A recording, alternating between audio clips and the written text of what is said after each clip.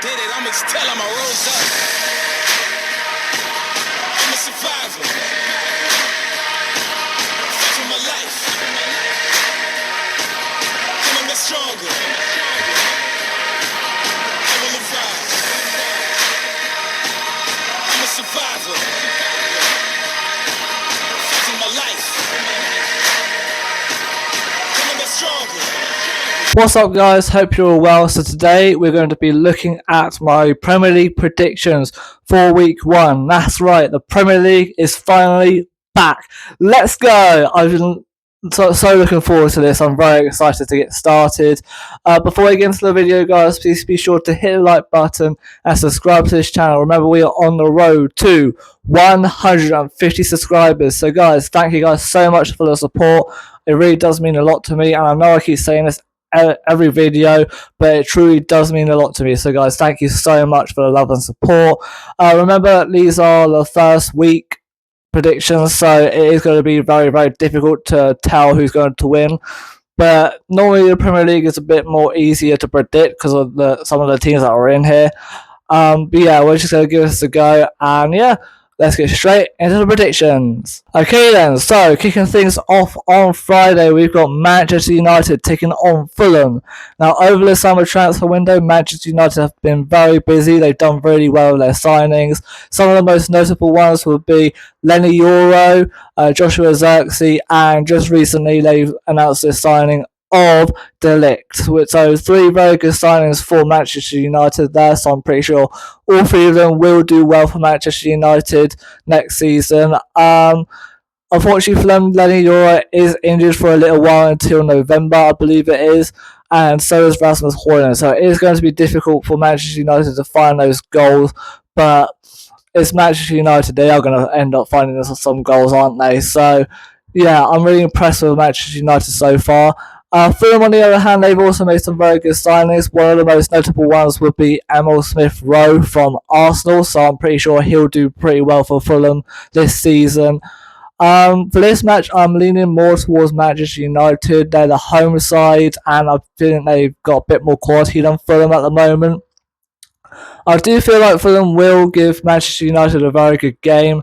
However, I am going to edge Manchester United to win this match 2-1. So I'm going to give Fulham a goal, but I think Manchester United will just pinch it. Okay then, on to the Saturday games, and we've got one lunchtime kickoff, which is Ipswich Town taking on Liverpool.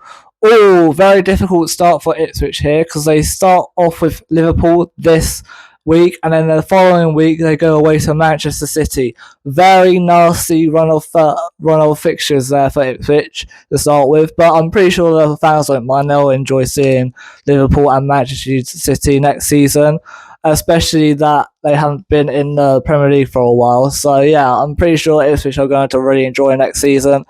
I have been really impressed with Ipswich, their transfer window has been very good. Some of the most notable signings would be Liam Delap. They've brought in Hutchinson back. They've brought in Greaves from Hull. They've brought in some very good signings, and I feel like Ipswich will give the Premier League a very good go. Like I said in my predictions video, I do feel like Ipswich may stay up because of their good transfer window, and they've got Kieran McKenna as their manager, so I'm pretty sure Ipswich will do quite well next season. Liverpool, on the other hand, we all know how good Liverpool can be. They still got a few very good players there. Salah, Robertson, Van Dijk. They still got loads of key players in there that can do really well for them. They've got Arne Slot as their new manager, and I'm pretty sure he'll do well for Liverpool as well. Liverpool are a very strong side. However, I do think Ipswich will give Liverpool a very good game, and I can see them getting something out of this match. I am going to lean towards Liverpool, but I am going to say that Ipswich do give Liverpool a very good game. So I'm going to give Ipswich a goal, but I'm going to lean towards Liverpool. So I'm going to say Ipswich 1, Liverpool 2. What do you guys think on that one? Okay then, moving on to the 3 p.m. kickoffs on Saturday, we've got Arsenal versus Wolves. Pretty good matchup, this one. I'm pretty sure Arsenal will be made out the favourites on this one because they are going to want to be in another title race with Man City and possibly end up doing it next season. Arsenal have made some good signings. The most notable one will be Calafiori. a defender. He'll probably be very good for Arsenal next season. Arsenal still have a lot of their key players there, such as Saka, Odegaard, Rice, Martinelli, Saliba, Ben White, Zinchenko. I could go on with that with Arsenal here, but we've got to get on with this video. Wolves, on the other hand, they've made some good signings. The most notable one for me will be Tommy Doyle from Man City. I think he'll be very good for Wolves, and they've still got Gary O'Neill as their manager, so I'm pretty sure Wolves will give next season a good go as well. However, I am going to lean towards Arsenal. I think they're going to want to win, get off to a good start, and be in a very good title race with City again, and possibly end up doing it. So I'm going to lean towards Arsenal, and I'm going to say that they win this match 2-0. Okay, next up on Saturday, we've got Everton taking on Brighton. Pretty sure this match will be very fun to watch as well. Everton, they've made some good signings, bringing in the likes of O'Brien and Lindstrom, who I think will probably do well for Everton next season.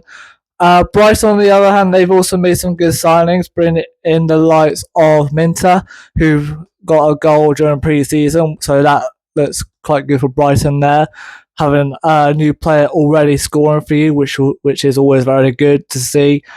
For this match, I really don't know who to back here, because Everton sometimes can find themselves in a relegation spot, and Brighton do want to push on again and try and get into Europe again. Brighton do have a new manager, so it is quite difficult to see how well they'll do in this match and next season as a whole.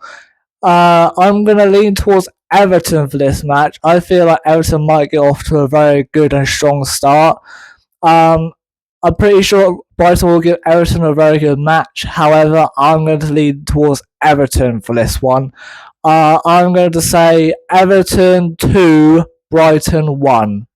Okay, guys, moving on to my match. So the next one is Newcastle versus Southampton. I am really nervous for this one. I really don't know how this one's going to go, to be fair. Newcastle have made some good signings, bringing in Kelly, bringing in Ruddy from Birmingham, the goalkeeper from Birmingham, and also fully signing Lewis Hall from Chelsea.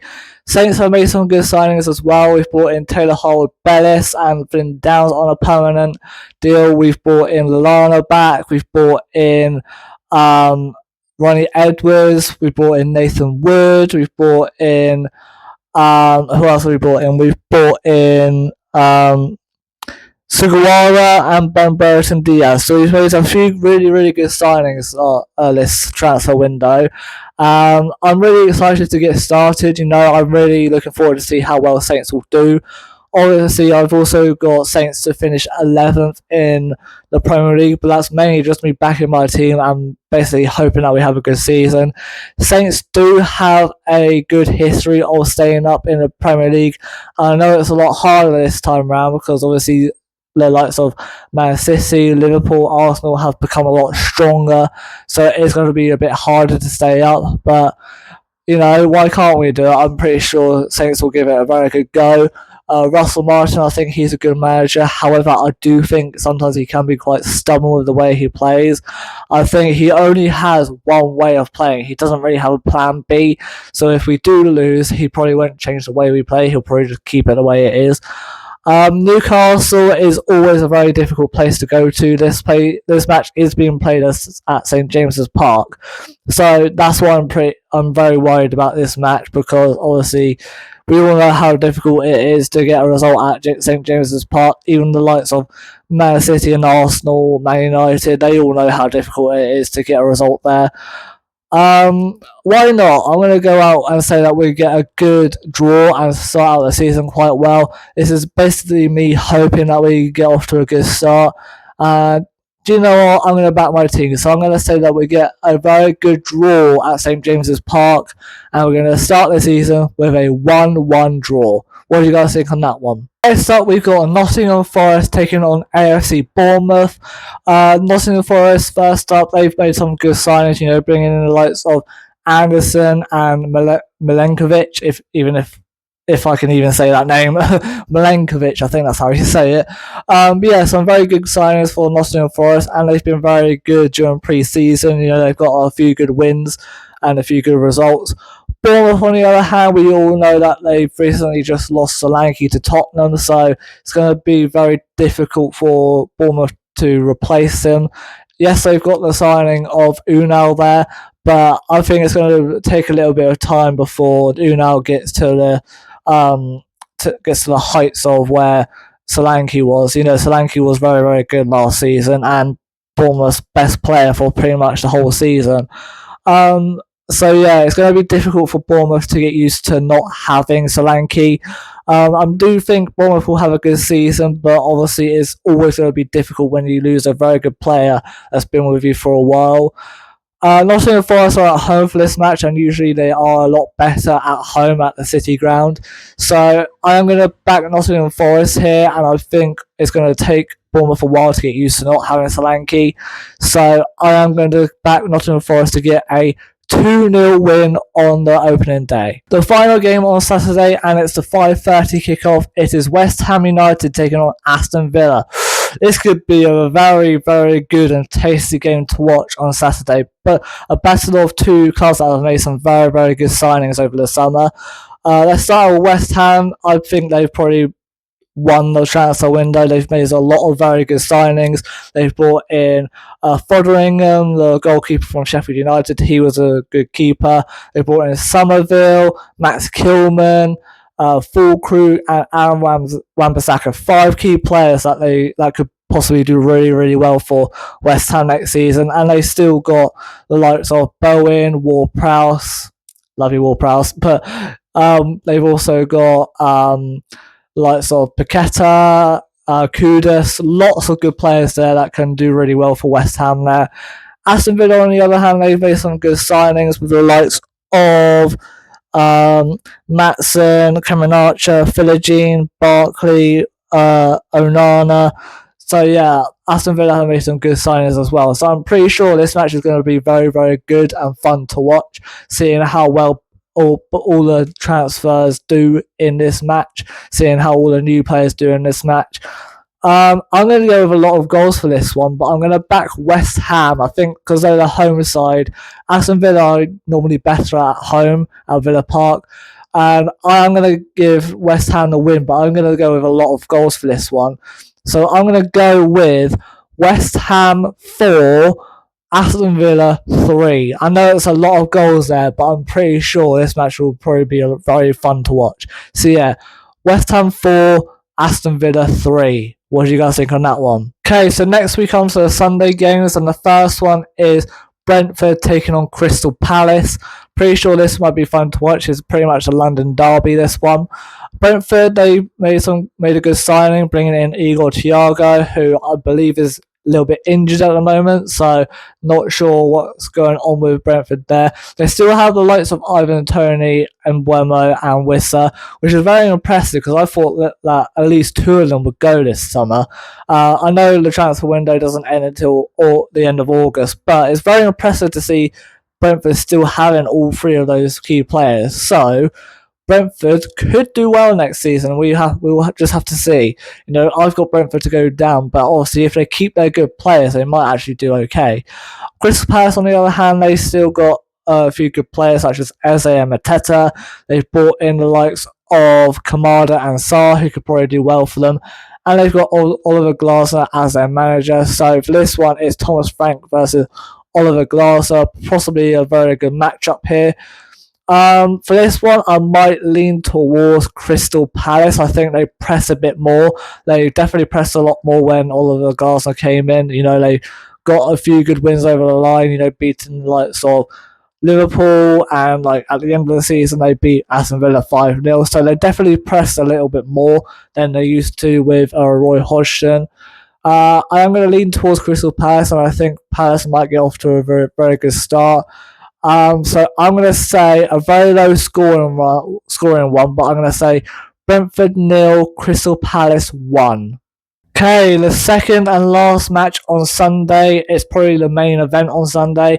It is Chelsea taking on Manchester City. The battle of Big Six clubs already kicking off the start of the season. This is just mental at the moment. Chelsea have made some good signings. Two of the ones that I can remember.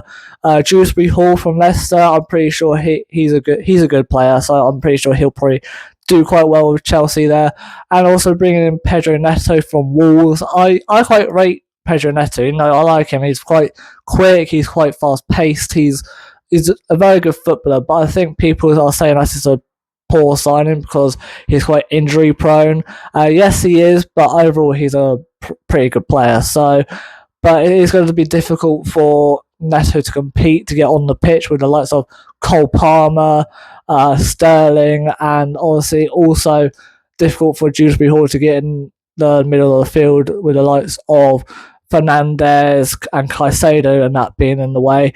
And Gallagher's currently come back to the UK and Chelsea as well. So if Gallagher stays there, it's going to be very, very difficult for Dewsbury Hall to get into the starting 11 or something like that.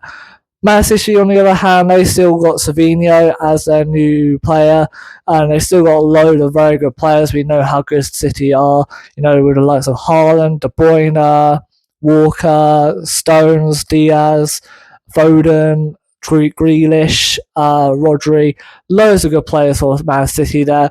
So I'm really looking forward to watching this one. I think it will be a very, very good match.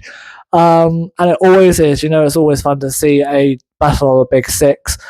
Especially when it's the first day of the season like this, and it could go either way here.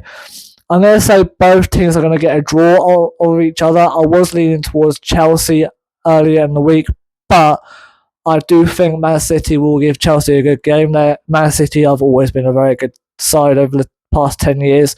So, yeah, I'm going to start this match off with a draw, and I'm going to go with a Desmond for this one.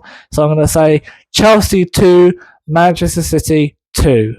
And now we come to the final game of the week. It is Leicester City versus Tottenham Hotspur. This game is taking place on Monday.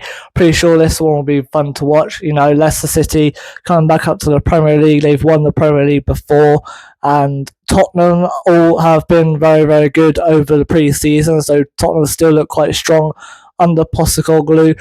Leicester City have made some good signings, bringing in the likes of Cordova Reid from Fulham. I think he'll be very good for Leicester there. And obviously Tottenham bringing in the likes of Timo Werner, fully signing him. He could possibly do quite well for Tottenham, even though some people probably don't like Werner there. And also bringing in the likes of Archie Gray and very recently Dominic Solanke. So I'm pretty sure Tottenham will do very, very well next season, and they've still got a few good players such as Son, Maddison, Richarlison, Romero, Pedro Porro. They've still got some very good players there. So I am going to lean towards Tottenham. Over the pre-season, Leicester didn't really look that good. I know it's pre-season and some of the results don't really mean too much. However, Leicester City are starting to dislike Steve Cooper already, which isn't a very good sign. I am going to lean towards Tottenham. I am going to give Leicester a goal, but I'm going to say Tottenham win this match overall. So I'm going to say Leicester 1, Tottenham 3. So yeah, guys, that wraps up my Premier League predictions for Game Week 1. I hope you've all enjoyed. As always, please be sure to smash the like button and subscribe to this channel, and also share your thoughts and predictions down in the comments below as well. And I'll see you all in the next video. Goodbye, guys!